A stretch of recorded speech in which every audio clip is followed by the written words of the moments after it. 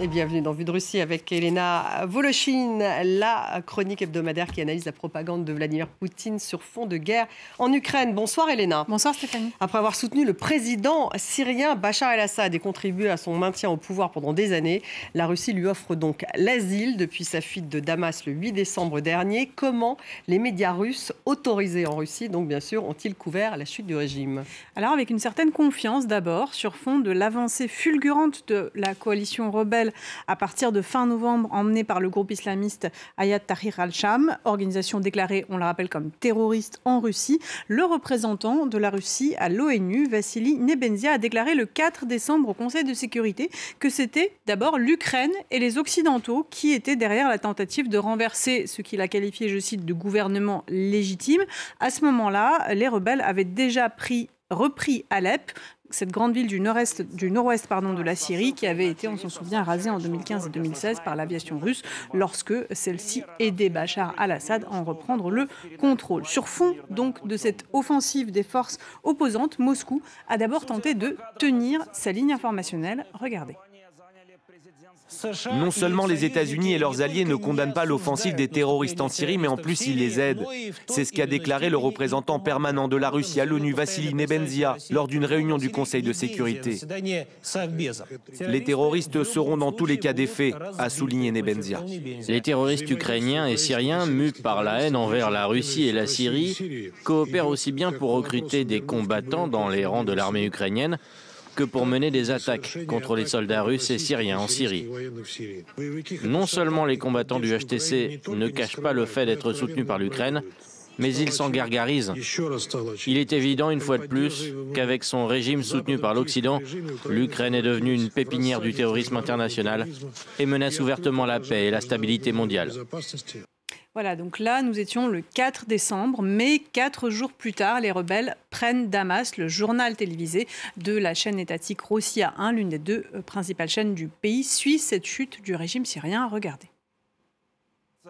La situation évolue rapidement. L'armée syrienne a abandonné l'état-major du ministère de la Défense à Damas. Des groupes armés se sont emparés du bâtiment de la radio et de la télévision syrienne. Le président Bachar el-Assad ne répond plus. Et le lendemain, donc, lundi dernier, Moscou confirme que Bachar al-Assad s'est réfugié en Russie, qu'il lui accorde l'asile d'ailleurs. Quelle sera la ligne informationnelle du Kremlin? Eh bien, d'abord, les médias russes s'efforceront de blanchir le régime syrien de ses crimes. Et pour cela, la propagande russe ressort sa bête noire, l'organisation des casques blancs. Ces volontaires de la défense civile syrienne qui prêtent secours aux victimes dans les zones ravagées par les combats, ils ont été diabolisés pendant toute la durée du conflit par la propagande russe qui les accusait de propager des fakes sur les crimes de guerre du régime de Bachar al-Assad, comme pendant les épisodes d'emploi des armes chimiques. Aujourd'hui, alors que le monde découvre ces effroyables images et les témoignages, par exemple, de la prison de Saïdnaya, où le régime syrien a torturé et assassiné des milliers d'opposants, les casques blancs qui ont participé aux recherches de cellules souterraines qui, peut-être, auraient caché des prisonniers, sont de nouveau ciblés par les médias étatiques russes. Regardez. Les médias occidentaux attisent l'hystérie autour d'une prétendue prison secrète qui aurait été découverte près de Damas. Soi-disant sous Bachar al-Assad, juste à côté de la capitale syrienne, on aurait installé rien moins qu'une usine à mort. Et ces récits ne sont pas propagés par n'importe qui, mais par les soi-disant volontaires de l'organisation Les Casques Blancs, que l'on a déjà surpris plus d'une fois à propager d'énormes fakes. Presque 400 000 $. C'est la tranche d'aide supplémentaire accordée aux casques blancs par la Grande-Bretagne. Le ministère britannique des Affaires étrangères affirme que cet argent ira à des opérations de recherche et de sauvetage et à une aide humanitaire et médicale. Mais à cela seulement. On doit s'attendre à de nouvelles histoires déchirantes et larmoyantes, fabriquées sur un coin de table, sur les horreurs perpétrées pendant toutes ces années au pouvoir de Bachar el-Assad. Mais elles n'ont aucun lien avec la réalité. Autre ligne narrative propagée par la Russie sur fond de cette chute du régime syrien qu'elle a toujours défendue, la Russie ne se serait jamais mêlée des affaires internes de la Syrie, aidant simplement les Syriens à faire leur choix politique. Elle n'aurait mené aucune opération au sol, alors même que l'on a appris au fil du temps les activités des forces paramilitaires de Wagner, par exemple, qui, appuyées par le ministère russe de la Défense, gardaient les intérêts économiques russes en Syrie. Mais les médias russes soignent le récit qui doit rester de cette guerre dans laquelle la Russie s'est engagée à partir de septembre 2015. Regardez. La Russie a toujours aidé le peuple syrien à lutter contre les extrémistes. Sa flotte et son aviation repoussaient les attaques.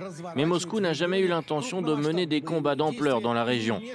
Et elle ne s'est jamais mêlée des processus politiques internes. Dans le même temps, la Russie s'est toujours exprimée en faveur de l'établissement d'un dialogue entre les différentes forces et les mouvements politiques et religieux. Moscou a toujours insisté pour un dialogue fructueux sous l'égide de l'ONU. Ça, c'est la position diplomatique que la Russie a toujours exprimée dans le cadre du processus dit d'Astana, Elena, qu'elle a lancé avec l'Iran et avec la Turquie.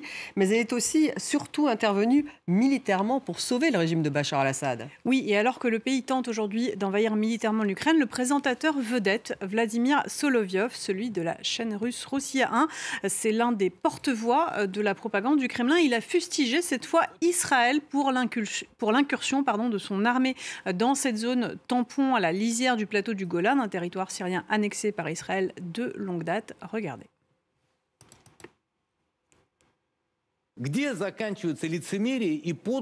Où s'arrête l'hypocrisie et la fourberie de la politique mondiale? Pourquoi, quand la Russie défend les Russes après le coup d'État nazi à Kiev, tout le monde crie « Non mais vous avez perdu la tête, vous vous prenez pour qui ?»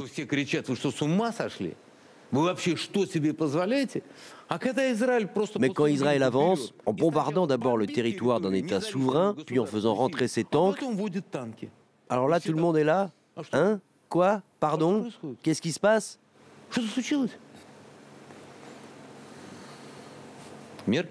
Merkel. Appelle Scholz, Merz et Annalena Baerbock. Et Ursula von der Leyen.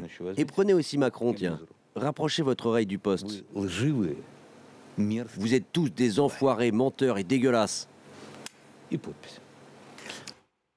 Moscou tient donc sa ligne informationnelle. Mais au final, cette fuite de Bachar al-Assad, est-ce qu'elle signifie que la Russie perd sa mainmise sur les ressources et les bases militaires en Syrie? Alors sur les plateaux de télévision russe, les avis sont partagés. Même si pendant des années, la Russie a combattu et bombardé ceux qui ont aujourd'hui pris le pouvoir, certains misent sur le pragmatisme des uns et des autres. Dans une émission de débat d'actualité sur la chaîne NTV, un politologue, par exemple, a rappelé que même si l'organisation des talibans afghanes était déclarée comme terroriste en Russie, cela n'empêchait pas Moscou de dialoguer avec. Pourquoi pas donc faire pareil avec Ayat Tahrir al-Sham? Écoutez. Le fait que Bachar al-Assad se trouve actuellement sous protection en Russie, c'est une récompense pour ses bons et loyaux services à titre personnel. Mais il n'a jamais été un but en soi pour la Russie. Elle en a deux autres, en finir avec le terrorisme et conserver ses bases. Et aujourd'hui, pour atteindre ses buts, elle doit dialoguer avec les nouvelles autorités syriennes. Le chef des rebelles, M. Al-Joulani, l'a dit. La Syrie a besoin de tout le monde. Et pour lui, chasser les bases russes sera beaucoup plus difficile et périlleux en termes de conséquences que de les conserver et tenter d'instaurer un dialogue constructif avec la Russie. C'est pourquoi je ne pense pas que tout cela soit un gros problème pour la Russie. Et la Russie qui dit bien à l'instant qu'elle est en contact avec les rebelles syriens, justement à propos de ces bases militaires. Oui, parce que l'enjeu est de taille. Ces bases militaires, il faut les conserver. Elles donnent sur la Méditerranée. Il y a la base militaire de Tartous pour les navires de guerre et celle de Latakia pour les avions. Et puis, on le disait, il y a aussi l'accès aux ressources, aux champs pétroliers sur fond du conflit. Les compagnies russes exploitaient en tout cas ces champs pétroliers. Alors, le terrain syrien comporte évidemment aujourd'hui de multiples facteurs et de multiples acteurs. Cela pourrait évoluer très vite dans les prochains jours à l'avantage de la Russie, comme l'affirmait ce politologue, ou inversement, l'avenir très proche nous le dira.